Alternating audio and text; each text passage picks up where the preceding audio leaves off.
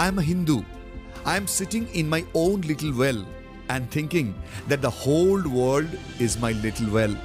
The Christian sits in his little well and thinks the whole world is well. The Mohammedan sits in his little well and thinks that is the whole world. আপনারা যারা মনে করেন বিবেকানন্দ হিন্দুত্বের ঢাক বাজাতে বিশ্ব ধর্ম সভায় গিয়েছিলেন আমেরিকায়, তাদের বলি বিবেকানন্দের এই বক্তৃতাটি ভালো করে পড়ুন বা ভালো করে শুনুন। বিবেকানন্দ উপলব্ধি করেছিলেন আগামী পৃথিবীর প্রয়োজন বিশ্বজনীন মানবিক ধর্মমত।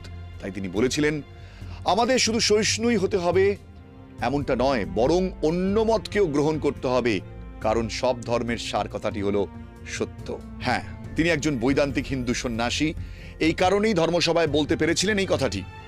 আজকের এই তীব্র হানাহানি, ঘৃণা, হিংসা আর প্রতিহিংসার ধর্মমতের সঙ্গে বিবেকানন্দের কোনো সাদৃশ্য